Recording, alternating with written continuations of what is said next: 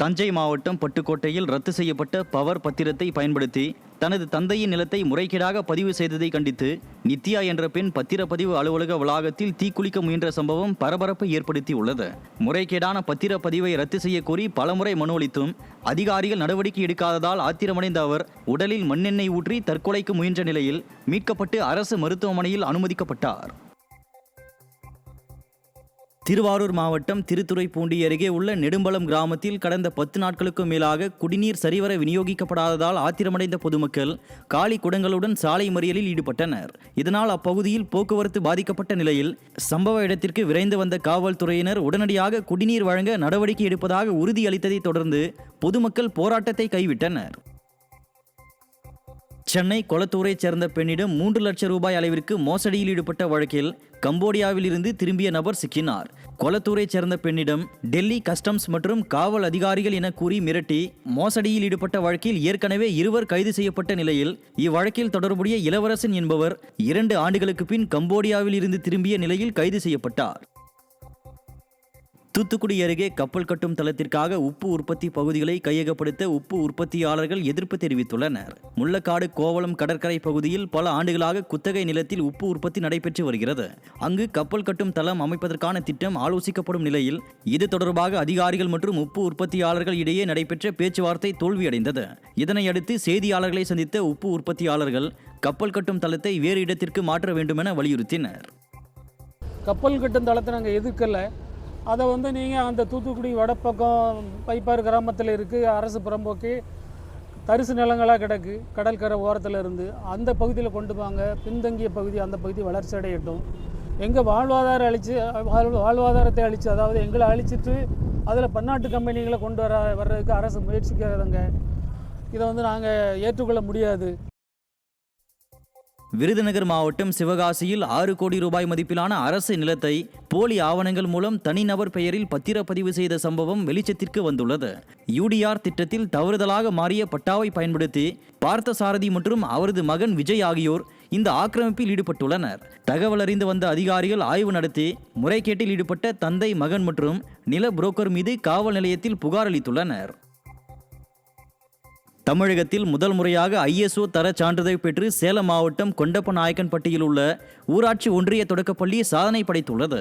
600க்கும் மேற்பட்ட மாணவ மாணவியர் பயின்று வரும் இப்பள்ளியில் ஒவ்வொரு வகுப்பறையிலும் சுத்திகரிக்கப்பட்ட குடிநீர், ஸ்மார்ட் டிவி, CCTV கேமரா உள்ளிட்ட உலக தரத்திலான வசதிகளுடன் தனியார் பள்ளிகளுக்கே சவால் விடும் வகையில் இப்பள்ளி அமைந்துள்ளது.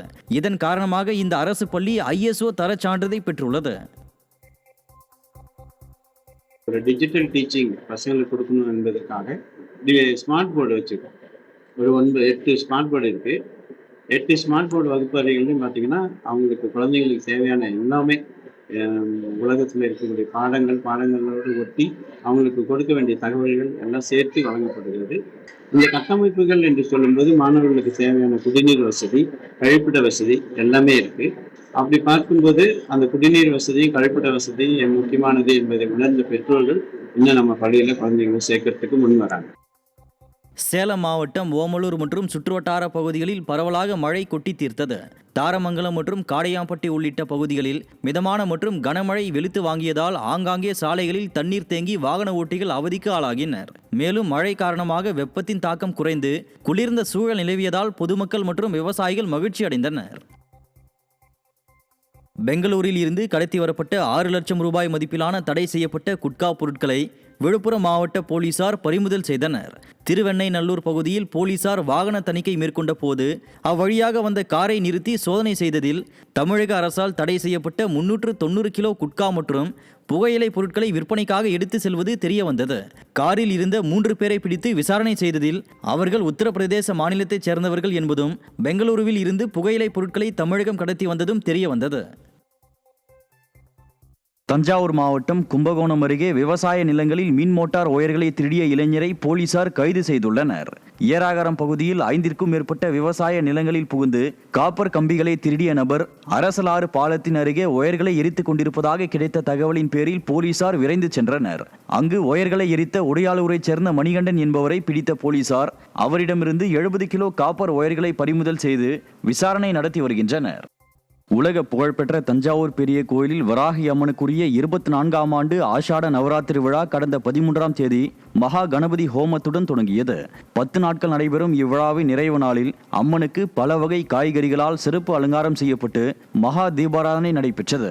தஞ்சை பெரிய கோயிலில் மட்டுமே முதன்மையாக கொண்டாடப்படும் இந்த சிறப்புமிக்க ஆஷாட நவராத்திரி விழாவில் ஏராளமான பக்தர்கள் கலந்து கொண்டு மகா வராகி அம்மனை தரிசனம் செய்தனர். ஆஷாட நவராத்திரியின் 9ஆம் நாளை முன்னிட்டு மயிலாடுதுறை துலா கட்டத்தில் அமைந்துள்ள புகழ்பெற்ற மங்கள வராகி அம்மனுக்கு காய்கறிகளால் ஆன காதம்பரி அலங்காரம் செய்யப்பட்டது. ஏராளமான பெண்கள் கும்மியடித்து வழிபாடு நடத்திய விழாவில் சிறுமிகளை அம்மனாக பாவித்து செயல்படும் கன்னிகா பூஜை நடைபெற்றது. முன்னதாக மங்கள வராகி அம்மனுக்கு பல்வேறு திரவியங்களால் திவ்ய அபிஷேகம் நடைபெற்றது. இதில் திரளான பக்தர்கள் பங்கேற்று அம்மனை வழிபட்டனர்.